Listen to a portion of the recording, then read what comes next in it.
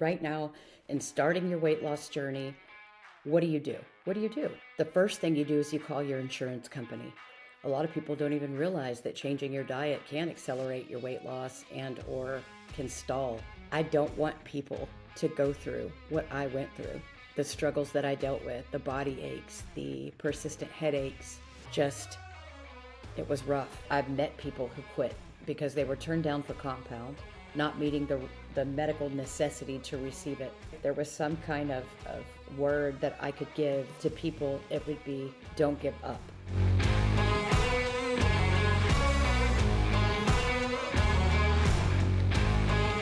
So whenever you're talking about these medications, how do you know which medication fits you? How do you know which one will work better for you versus the other one? You've got multiple different options. It's about insurance, it's about accessibility, it's about affordability, though. The way that the world works, it's about money. Not everybody can afford these medications. When I go on live, sometimes people say, I would love to have the ability to try these medications. I know that they're life changing. There's no question in my mind that these would work. It's about access. It's about where can we get this access to this medication safely and affordably. Before the splurge of telehealth companies, if you will, getting a prescription from your doctor with these medications is easy. But then at the end of the day, you go to the pharmacy, they need an approved prior authorization, and it leaves a lot of people out in the cold. Whenever you're given the option to start on a GLP-1, it's scary. It's like a lost feeling because you don't know what to eat, what not to eat. A lot of people don't even realize that changing your diet can accelerate your weight loss and or can stall. People go through weeks and weeks on these medications and they have no results. A lot of times that might be things going on inside their body. It might be things or medications, should I say, that they take on a pretty consistent basis that also might play a role in that. But I think the overall picture here is there needs to be some kind of pamphlet. There needs to be some information. It needs to be focused more on what to eat, what not to eat. Very few people, until they stumble across my live streams, very few people ever even know that it's important to be accountable for your carbohydrates, to set a good healthy calorie deficit, to get the amount of hydration or water that you need. I run across people all the time and they're like, yeah, I put electrolytes in all my water. And I'm like, Lord, if you are feeding your system with electrolytes all day long, that, I don't know about that. That's a lot of sodium. Don't get me wrong. I think it's important to make sure that you have an adequate amount of electrolytes, but if you're using it to flavor water, you'd be much better off just putting, things that are natural to the body, like maybe just lemon or even lime. Lime doesn't really have the properties, but again, these are things that need to be talked about. Another thing is when I'm doing live streams, people always come to me and they're like, Jen, you should put out a book, not just about your journey, but what to eat, what not to eat. I'm not saying that what I did is the way. What I'm saying is it worked for me. It works for a lot of other people, but I would have never known any of this if it wasn't for process of elimination, if it wasn't with the help of a dietitian. I don't want people to go through what I went through, the struggles that I dealt with, the body aches, the persistent headaches. Just, it was rough. That was my motivation to get on social media and to start vlogging, posting, helping, because it was not all sunshine and rainbows. It was struggle. And I don't think it's necessary that other people go through that. There's some people out there that are really sick on these medications, and then you have people that never experience a single side effect. Because we are all beautifully, uniquely made differently. whether it's genetics, we don't eat the same things, we're predisposed to metabolize things a different way. There might be other things that have never been treated, glandular, other things like that. So I think it's really important to share your journey. And that's why I always encourage the viewers and the followers, don't just listen to me. This is not biblical. Branch out, listen to other creators, listen to providers. This era of social media can be a blessing and a curse. People will get on social media and share their journey, but there's no disclaimer whether it will work for them or not. I think it's important to know that when somebody gets on social media and they share what worked for them, it's not always going to be what works for you, but there are going to be bits and pieces of it that might. I think it's important to get that from multiple different creators or watch what other people are putting out there, because these are all little tips and tricks that worked for them. It's not medical advice. I know a lot of the other creators in this genre, niche, if you will, and they have amazing results. Some of them, they have to protein before they do their injection. And that's exactly what made me so sick. So it's important that you hear from different people, different perspectives. I have people, they'll say, hey, Jen, I heard your live stream. I know you do yours in the thigh, and that's great. And I know a lot of people have results, less side effects reported, but it made me horribly sick. But the back of my right arm, man, that was gold. It was a blessing for me because I no longer have uncontrollable diarrhea. I no longer have insomnia.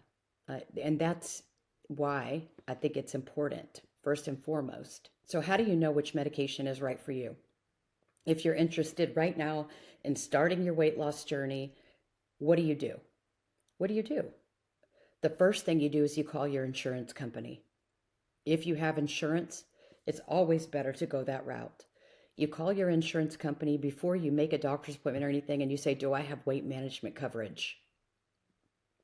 If your insurance company says, yes, you do have weight management coverage, what medications do you cover? What is on my formulary? They're going to give you multiple different things that they are willing to pay for, or you're still going to need a prior authorization most likely, but at least you know where to start. So when you make the appointment with your provider, you let them know that you do in fact have weight management coverage and that you're interested in starting whatever medication suits you best. What you've got, Wegovy, is a single agonist medication. It has the glucagon-like peptide 1, which is the delay in gastric emptying. What that does is it's a temporary paralysis of the stomach. So it allows you to feel full for longer periods of time. That is semaglutide. Then you've got tirzepatide, the weight management version by Eli Lilly is Zepbound. Zepbound, Mounjaro, tirzepatide is a dual agonist medication. It has the glucagon-like peptide 1, which is the same thing that semaglutide has, but it has GIP. GIP is that hormone that controls the thought of excessive food snacking, food noise, as people refer to it, and it's a blessing. Also important to focus on protein. Protein makes you feel full for longer periods of time. That will allow you to take full advantage of what the medication can do. Cutting back on carbohydrates or monitoring how many carbohydrates you take in is imperative. What I mean by that is you have to be accountable for what you're putting in your body. Any kind of result, in my opinion, is going to come from being in a calorie deficit.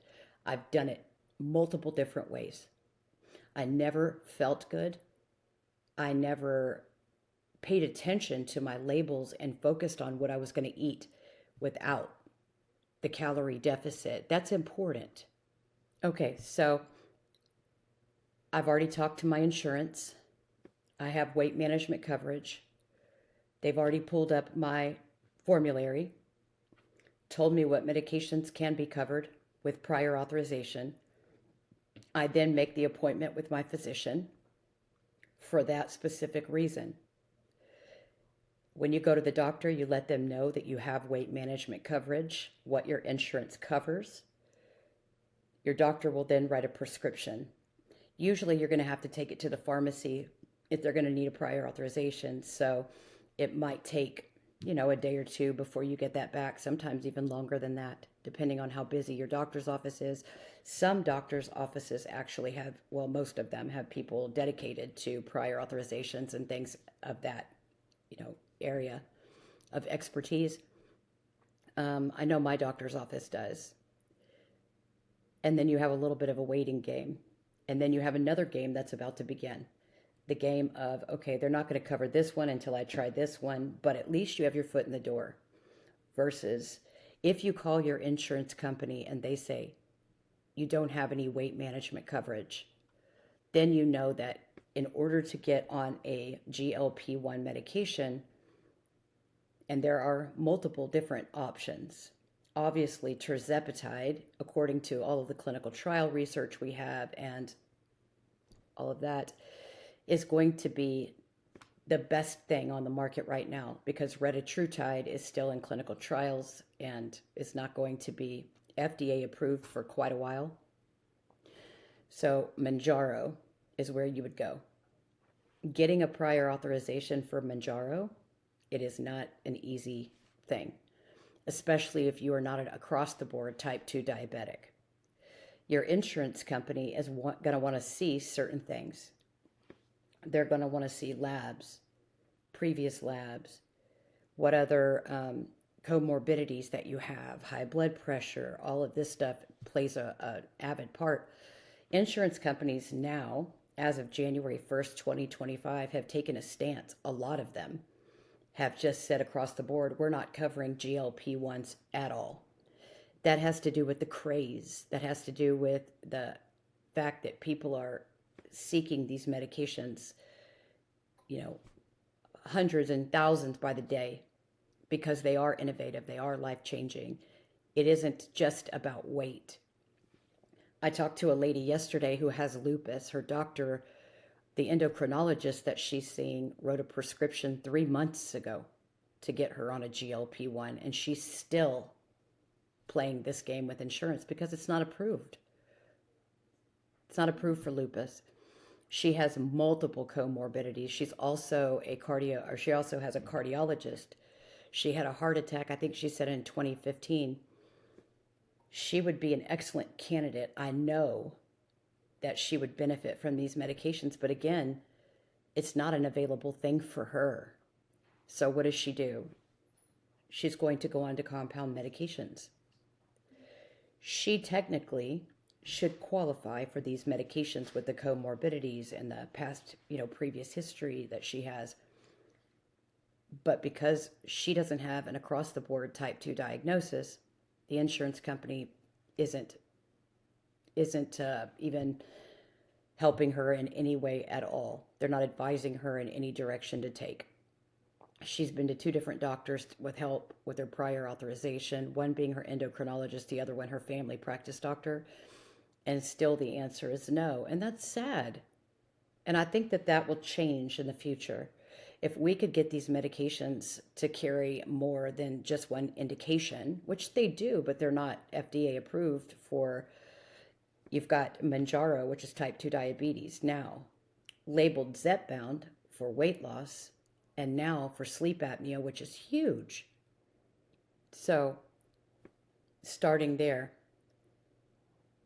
getting multiple different indications for these medications, and I believe it will happen over a period of time. I don't know how long it will take, but I believe that that's where it should be headed.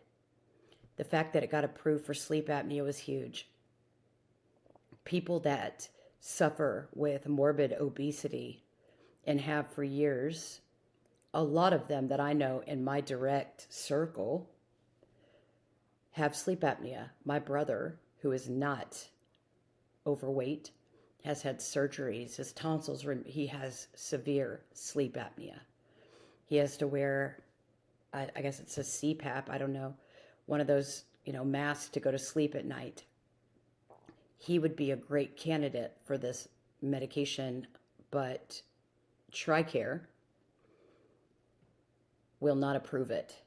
As soon as it got approved for, or Zepbound got approved for sleep apnea, I told my brother immediately, put in your prior authorization. He went to the VA 2 days after that. They put in a request and it was denied because they had already approved the CPAP less than a year ago, or they gave multiple different indications. Another way that they kind of squirm out of paying for these medications. I get it. I completely understand. These medications are expensive. They are. And that's where we're failing so many people. We're making it almost impossible for people who actually need the medications to get access to the medications. And this is somebody that was in the military, served his country. He's dealing with sleep apnea, and he was turned down. He was denied. So where do we go from here? If you fight the battle and your insurance company doesn't want to cover it, and that's to be expected, you then have to start seeking alternative methods, because there's this overwhelming need to be better, to feel better, to get the weight off, to sleep without a CPAP, to improve your cardiovascular health, to lower the chance of getting cirrhosis by helping your liver, decreasing the amount of fat on your liver. And I could do this all day long, reducing the inflammation in your body. Everything down to, I noticed changes in my skin. This medication is literally life-changing for so many people and in so many different ways. I've talked about this before, but one of the patients at our dental office, she was almost 80 years old, and she lost 80-something pounds. She had been overweight for more than half of her life. And sometimes it even makes you feel crazy. I'm so grateful that these medications became available for her before she passed away so she could actually live her best life. And that's what she's doing. That's what she's doing. She's feeling finally whole. She's feeling good inside of her body, and she's healthy, healthier than she's ever been. Access, affordability, greed from Big Pharma. There's no reason these medications have to cost what they do, but they know that people will pay them. They'll pay for it. How bad do you want it? That's what it comes down to. That's where compound medications come in. The FDA stepped in and allowed compound for these medications. Rightly so. Ozempic will never be in shortage, or will never be out of shortage, should I say. It will always, for whatever reason, that medication, Wegovy, that never been able to keep up with demand, ever. Mounjaro, Zepbound, has run into its, shortages and things of that nature. So the FDA stepped in and allowed compound pharmacies to compound these medications for that reason. Then the plethora and pop-up compound companies, Jesus, left and right. There were practitioners that have nothing to do with weight-related issues popping up with compound pharmacies and telehealth companies. If you get on social media, you can't be on there for very long before you see an advertisement for these different medications through different companies. And it's consistent, constant, different people, same people. Because the craze, because the desire is real. When I first started compound medications, it was because I was desperate. I was miserable. I had already hit my goal, but it was probably the one of the worst processes I'd ever been through because I didn't know. Just like other people don't know. When they see me come on my live stream and I talk to them about lowering the carbohydrates, I tell them the difference between dairy protein versus, other proteins. People have no idea that by using artificial sweeteners, it's bad for your gut health. It also has something to do with water retention. They don't know because there's no handbook that comes with, your journey on these medications, whether it be for weight loss or health. They have no idea. That is one of the driving forces of why I get on social media, first and foremost, to help people, but second, to give them tips and tricks that work for me and encourage them to get with the dietitian, to get with someone if they need help with making healthy meals. What does a balanced diet look like? Why can't I eat fried foods on these medications? What does it actually do when I do? Why am I so sick from eating pizza? People come out of the woodwork. I talk to people all over the country. I talked to a lady from Belgium. It's amazing what social media can do to bring people together, and it can be a blessing in a lot of ways. There isn't a handbook that comes with these medications, and the process isn't always great for everyone. It's not. It's rough at times. When my mother started on Ozempic, it was not for weight. It was for cardiovascular health. She got approved. Fasting glucose was up there. I think 108, 109, something along those lines. She didn't know anything about it. Of course, I already knew about Ozempic, but I didn't want to go to her and say, this is what it could happen. And I didn't want to do that because she might not ever experience a side effect. And she's pre-programmed as anxious and a worrier by nature. There's no way I was going to go to this 120-pound woman and say, well, you'll probably notice some weight loss and you'll probably be really nauseated. And I was going to wait for her to reach out and say, hey, I know you work with these medications, but 0.25, she did fine. She had some diarrhea in the beginning. That's common. Low-grade headache, it's common. Also have to be very careful with her, a little closer monitored than most because she already has 2 heart attacks and 7 stents in her heart. But a little bit of diet, okay. Then the 0.5, more diarrhea, nausea, but those can be pretty common side effects. When she moved up to 1 milligram, the game changed. It was a clear in my schedule for 3 days, diarrhea, vomiting, body aches, headaches, and that persisted for multiple months before one day I said, you want to go get our nails done together tomorrow? And she said, I can't. That's the second day after my shot. And I said, I don't know what that means. I said, is that not good for you? She said, no, I usually do my shots on Monday, and then I can usually come around and do something late in the day, Wednesday, but Thursday for sure. I said, what are you talking about? She said, well, usually I do my shots on Monday evening. When I wake up on Tuesday, diarrhea, most of the time vomiting throughout the day. What? And she had already been on the medication on 1 milligram for months. I said, oh my gosh, how long has this been going on? She said, for a while. Within a couple months, she would no longer be able to swallow her food.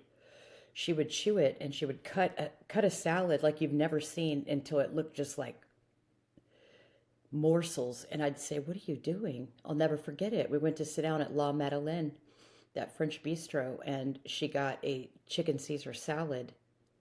And she was cutting it up like, what you would give like a rabbit. I said, what are you doing? And she said, I'll never be able to swallow it. And I thought, it's salad. Okay. So I sat there and watched her every second or third bite, she would choke. And I thought, oh my God, I said, how are you eating anything? She said, well, I do a lot of the shakes. And I'm like, what? I took her to a gastroenterologist and told him what was going on. They couldn't even get a pediatric, I forget what it's called. It's like a camera that goes down the throat. Whenever they did that procedure, they couldn't even get the pediatric one down. Basically, the food was going down, and when it would hit a certain place in her esophagus, it had nothing, it couldn't do anything but come back up. They later found out, after she had to go through multiple stretching procedures of her throat, they found out and diagnosed her with something called Schottky's ring. I'm so grateful that the doctor knew what he was doing. Schottky's ring is where you form these bandings of, I think it's muscle. I'm not sure, but in the throat, they look like rings and they're constricting.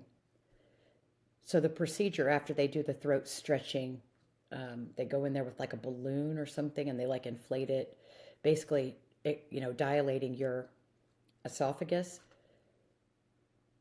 They then take something that looks like scissors and they go in there and they have to literally like cut the rings all the way down,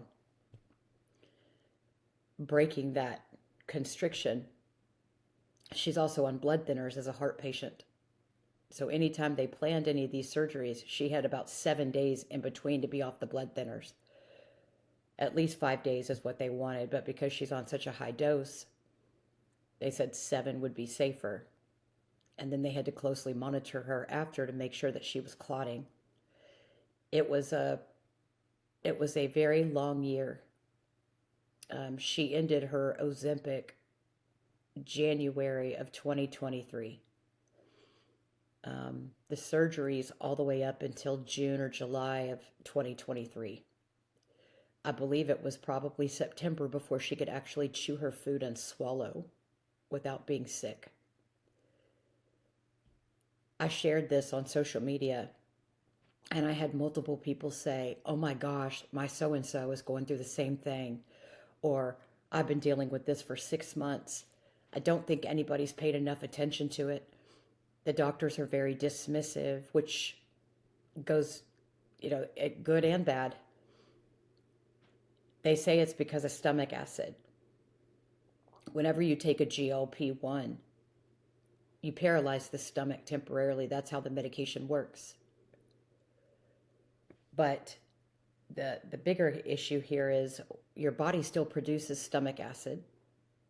And then in combination with other medications, and she takes about 13 different medications, from everything from cholesterol to heart meds to blood thinners to...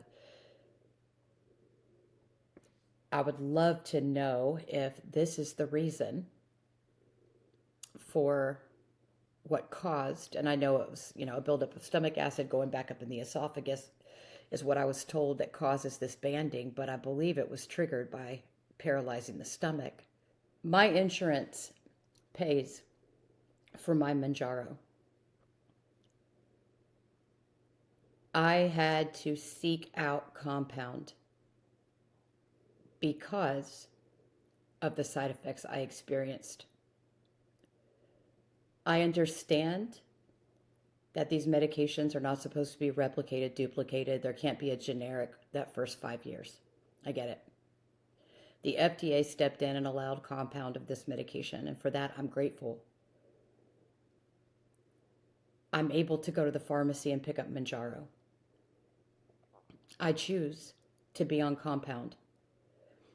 The concentration is different whenever they make these medications, but that is one of the key components as to why I have been so successful on this journey. Partnering with a telehealth company that specialized in GLP-1 compounds was a no-brainer for me. After seeking treatment of compound medications,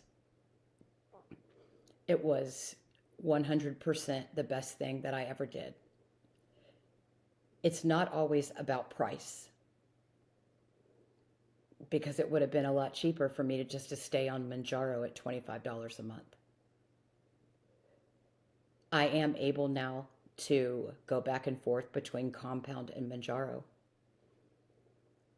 The FDA produced documentation recently in a court hearing showing that the medications were no longer, in fact, in shortage.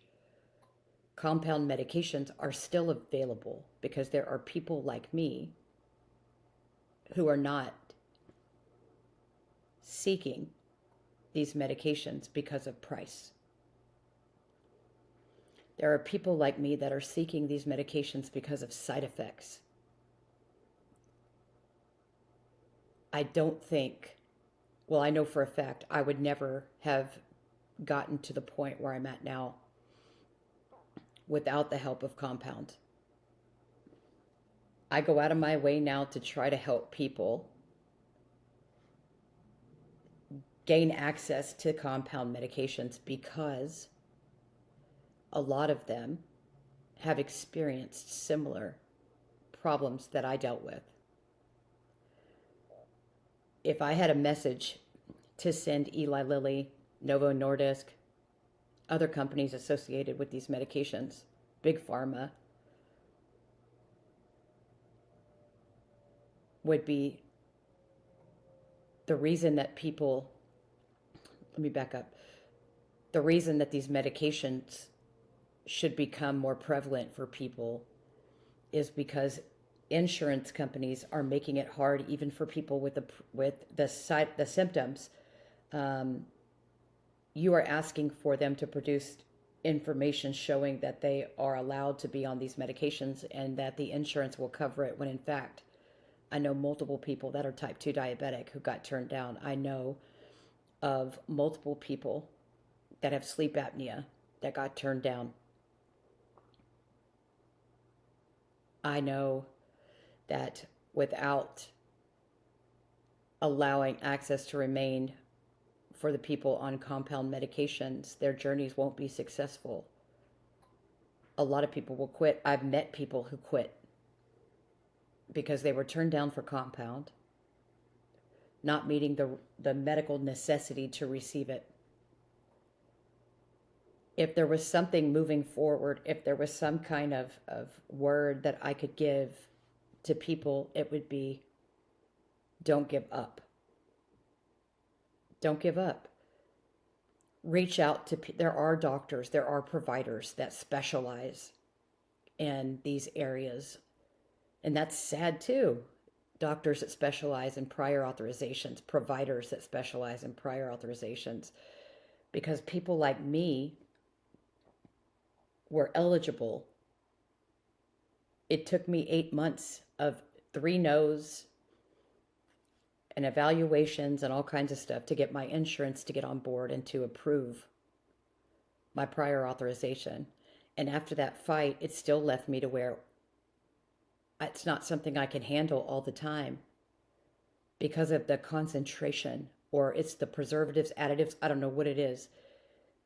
The medication makes me sick a majority of the time now, changing injection site, doing all of these things.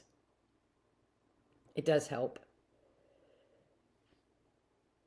I am an advocate for people that deal with these situations, and it is so beneficial to me. People just don't understand that they have options.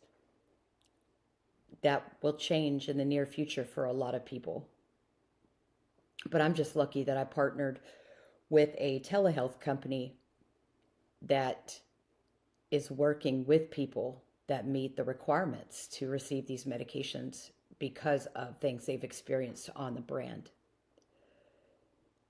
When it comes to insurance, a lot of people don't have options, especially because a large vast of insurance companies cut them off of these medications. They no longer will pay for GLP-1 medications. I know for a fact that there is a specific provider here. After going to the doctor with my ex-mother-in-law, because she couldn't get the doctor to understand what I was trying to relay to her. She's 75 years old. I went to the doctor with her, and she was previously experiencing side effects being on Ozempic. She had complained to the doctor that she was losing hair. The doctor said, "Oh, well, we got to take you off Ozempic." Never once did the doctor say that this is very common for people on that are losing weight, that are especially rapid weight, and she did lose quite a bit of weight in a very short amount of time. She thought it was because of the medication.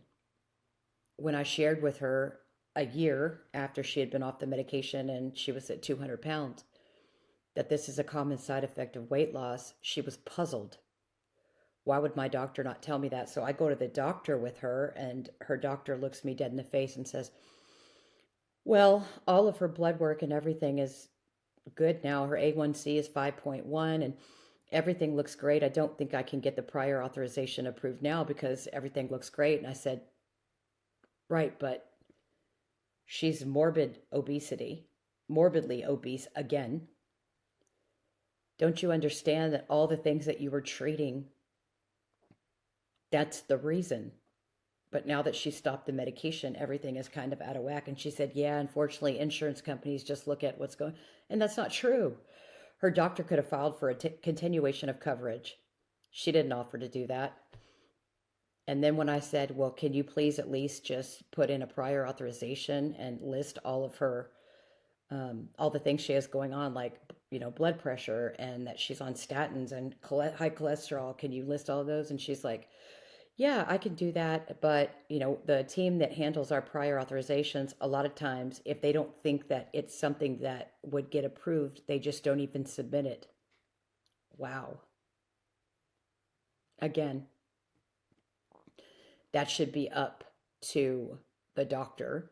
If the doctor writes a prescription and has agreed to do a prior authorization, but yet you have somebody at the other end that might not even send it through. And I said, is that what you're saying? And she's like, yes, because they do this all day long. They're very familiar with the process. And if they don't think that it'll be approved, we don't really even bother, but we can recommend other things. Well, you can't give phentermine to a 75-year-old with high blood pressure, etc. I'm not going to sit here and allow you to put her on metformin to give her uncontrollable diarrhea, dry mouth, headaches, dizzy spells. So what is your suggestion? The doctor said, well, let's go ahead and get the panel back first, the blood work. She did some fasting labs and we'll see. And that's a perfect example of what's going on in the world. And that's where we're missing out on the ball here for so many people. It's terrible. So closing words of encouragement. I always want to leave on a positive note. I am Mama Jen's here and Mama Jen's here too on TikTok, Instagram, Clapper, Flip, YouTube, Apple Podcast, Spotify. You're not the only person that's having to fight this battle. Coming into my live stream, we have doctors, nurses, nurse practitioners, plastic surgeons. We have other people that we talk about and talk to on the platform all the time. I want you to know that you're not alone. Unfortunately, with the new news that is coming out right now with the FDA, or the FDA providing the necessary stuff they did to end compounding for so many people who are using it for morbid obesity, but it's so much deeper than that. Somebody comes in, they're 200 pounds, and guess what? They lose 50 pounds, their blood work looks great, they're living their best life, they're feeling better, they no longer have hip pain and knee pain, and it's just not enough. You have options. You have options. You really do. There are some things out there that can be done.